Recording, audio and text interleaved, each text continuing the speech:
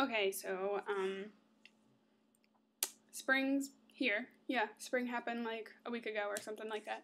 And then summer will be here before we even know it. And a lot of people's concerns have been that they wear foundation and they want it to be long lasting throughout the day. They don't want it running down their face and being very unattractive. I personally, before I got into makeup, had the exact same problem.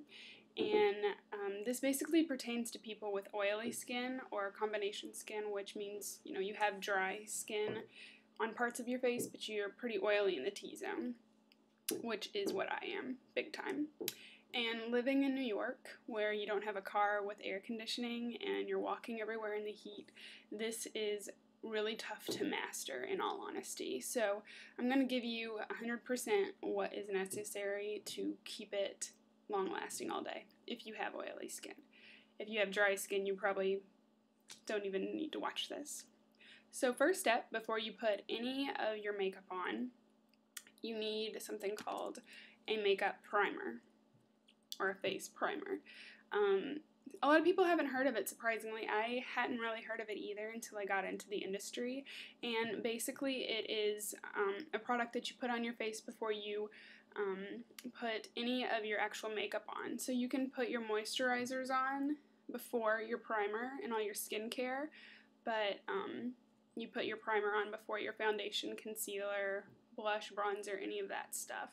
And in all honesty, I know you're supposed to keep your face moisturized, but if you're already oily and you have a place you need to go and stay fresh, I wouldn't even moisturize in your oily areas, because that's just going to add moisture to your already naturally moisturized area, okay? So maybe just stick to your moisturizer at night. So, primer, again. So a good primer will have silicone and silica in it, and primer has a lot of cool things that it does. First of all, it soaks up the sweat that you have and acquire through the day, so it's not going to bleed through to your foundation. So whenever you see your foundation kind of melding into your skin and almost draining off of it, that's what a primer is going to prevent. And also, it's going to smooth out any unsurfaced areas on your skin. So if you have any fine lines or wrinkles or anything like that, it's also going to create a smoother texture for your makeup to go on top of. And thirdly, it's also, a lot of people say that, especially in the summer, their foundation breaks them out. Highly likely, but if you wear a good primer, it's going to create that barrier between your skin and your foundation, so your foundation really won't even be touching your skin. So there's no need for excuses for that anymore.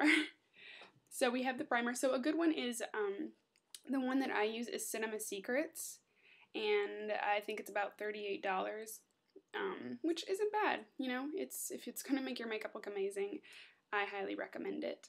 And I have a tester of it right here, and I'll squirt some out on my finger, and it's just like a gel-like texture. It feels amazing.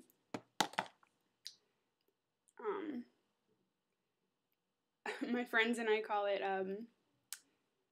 almost like Botox that you put on your skin.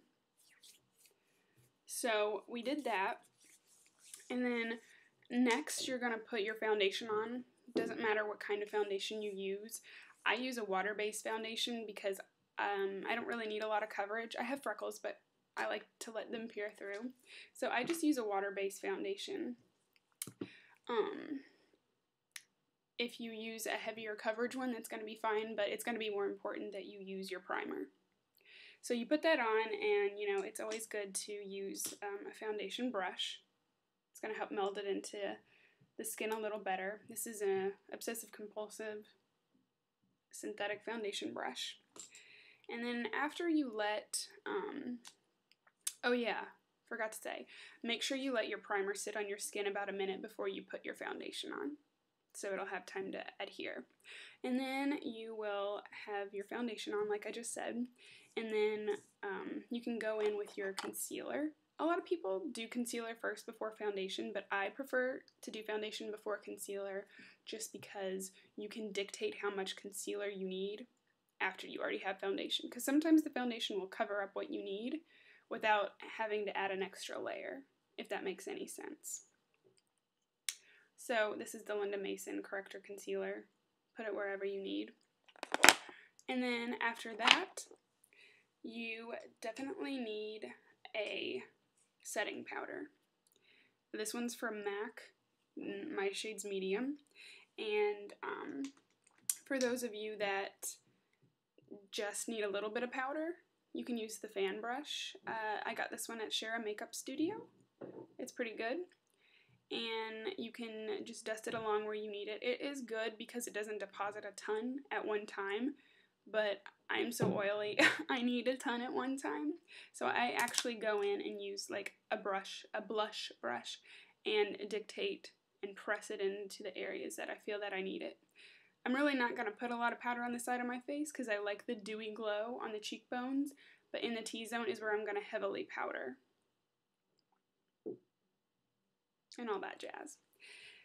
Other than those two main things, the primer and the powder, we do have this option here for us really oily gals in the summer, and these are kind of like rice paper sheets, blotting sheets. So no matter how many of these primers and setting powders I use that do help a tremendous amount, I still have to blot my face because, like I said, a girl in New York City running around all day, it's just not going to happen for me. So I have to use these blotting papers to soak up any of the oils that I have. And they just look like that. Got a cool gold specks on them. And this one's by Tatcha. So I carry those around with me. And then always remember that you're going to probably need to reapply. Now, the more precautions that you take with the steps I told you, the less often you're going to have to reapply, but it's still probably going to help you out. So I would say one more last step that you could take. I use the MAC Fix Plus to kind of set my makeup at the end of the day, but I know Makeup Forever and another brand at Sephora, I can't remember which one it is. They have, basically, it looks like hairspray, but you spray it on your face, and it's going to really just lock in that look that you have going on. But I don't recommend that unless you're going to a really special event or occasion, because I don't think it's the best for your skin or face, but you got to do what you got to do to look good, right? So those are some tips, and I hope you use them. Let me know if it helps you out, and good luck. Bye.